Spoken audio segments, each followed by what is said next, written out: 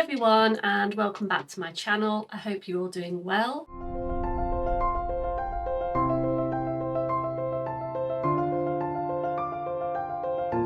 If you're new here, my name's Louise and I make videos all about my life living with scoliosis. As you can see from the title of this video, I unfortunately had to withdraw from the London Marathon, which I'm absolutely gutted about. So for the topic of this video, I just wanted to talk a bit about the reasons why I had to withdraw and also the realities of training for a big event like a marathon when you have scoliosis or a chronic condition like scoliosis and spinal fusion. I really want to be honest on this channel about the realities of living with scoliosis, and although I've done some amazing things despite having scoliosis, sometimes things just don't go to plan, and I feel like it's important to share the things that don't go to plan and why, as well as the successes. Obviously, all cases of scoliosis are different, and these are just my own experiences. They may differ from your experiences if you have scoliosis. So the reason I had to withdraw my London Marathon place is because I got injured.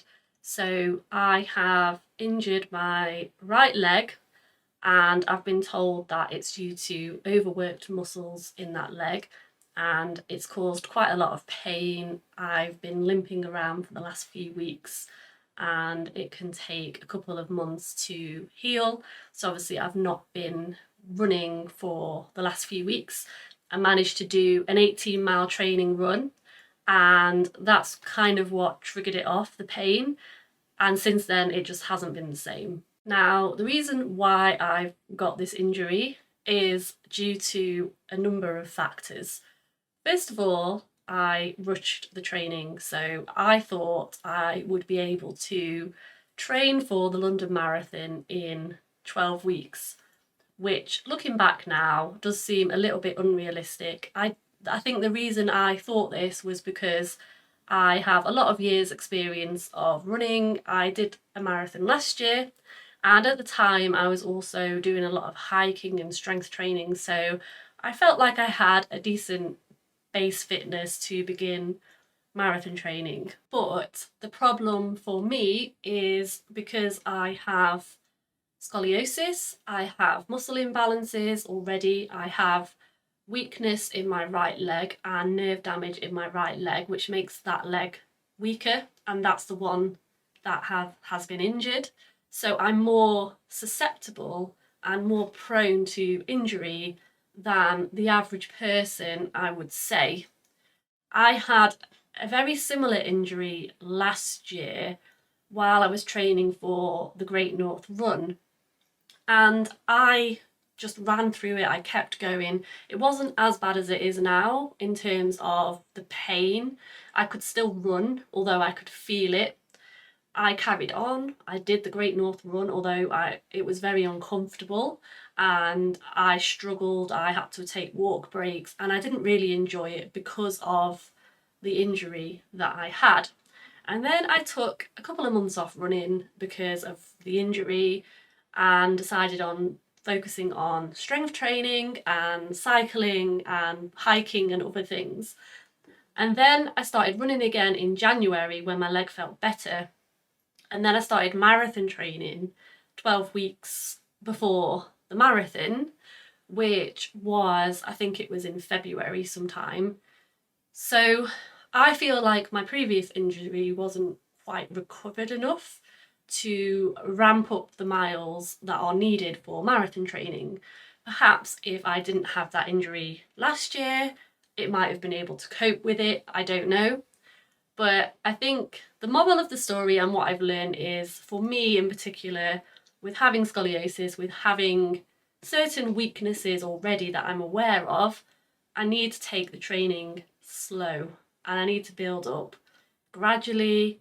And when I say build up gradually, I mean I need to start training over a course of, say, 6 months or so, begin very, very gradually, build up the long runs gradually and not just rush straight into it, because I feel like that's when my body says no and that's when I get problems. So what I take away from this and what I can learn for next time is build up gradually, don't rush the training. And I think that's the same for anybody really that has scoliosis or a chronic condition or pre-existing weaknesses. Training for a marathon is a lot of strain on your body, and any weaknesses that you have will be exposed.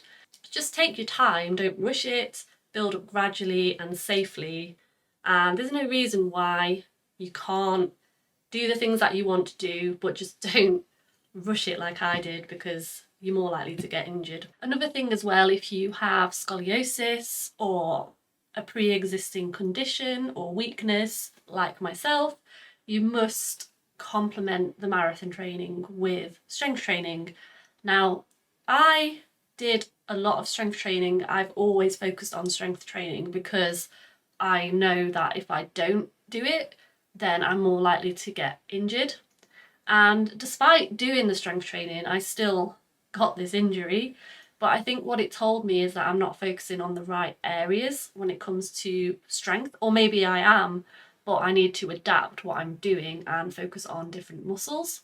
So I have been to see a physio, and I have different exercises now to incorporate into my strength training to focus on the specific muscle that has been injured. But it's just really, really important to make sure that you strength train as much as you can and work with a qualified professional that knows what they're doing and that can give you the right exercises to complement your weaknesses and your imbalances as well. Another thing that I've learned throughout this experience is, especially if you have scoliosis or a chronic condition, is it's really important to listen to your body. You know your body better than anyone, better than any professional, any physio, anyone out there. You know what's going on. You know when things don't feel right and probably when you should stop. So I basically, this pain that I had, I knew it wasn't right. I knew it was a lot worse than anything I've had in the past. I knew it just wasn't muscle soreness from doing too much. It was definitely an injury, and it was my body telling me, stop, you're doing too much. I don't want to run anymore. And I really feel like it's important to listen to your body, listen to your gut, and know when to stop or adapt your training. Now, in my case, I didn't really have time to adapt the training and to reduce the miles down because I was not that far away from the marathon. So it was the point in the training where the miles were ramping up. So I just had to stop, which meant that I missed the longer training runs and I got behind on the training. And that's when I knew that there's no way that I can do this marathon now, because I've missed a few weeks of crucial long runs. And even if I felt better when it came to the marathon day, I don't think it would be a good idea for me, with my particular background, to go from doing nothing, resting for a few weeks, and then all of a sudden doing a marathon, because to me, I just feel like the issue is going to come back. I feel like I need time to, once I start running again, I don't want to be running long miles like I was before. I need to basically go back to the beginning, start gradually and increase miles gradually again. As it stands, my leg is still not feeling great.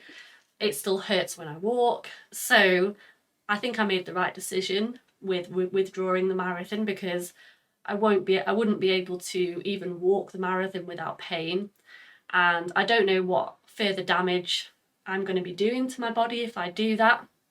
So for me, it's just not worth it. And I want to, London Marathon is a bucket list race for me. It's one that I've always wanted to do. Hence why I was really, really determined to try and do the training and try and do it, because I'm thinking that might be the only chance that I get to do it. Hopefully I can defer to next year, but in the back of my mind I was thinking this might be my only chance, so I really want to do it. But then on the other hand, I want to enjoy the experience.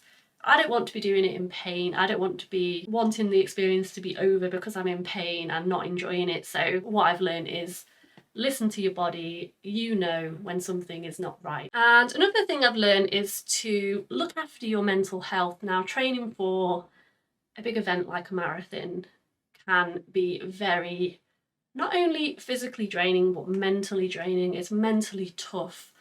And I found this training, before I even had the injury, I found it very, very mentally tough, because I felt like I wasn't mentally prepared for marathon training because I decided to do it at the last minute. I hadn't had that mental preparation that I feel like I need to get into the rhythm with marathon training. I just went straight into it from training for Machu Picchu, which was postponed until later in the year.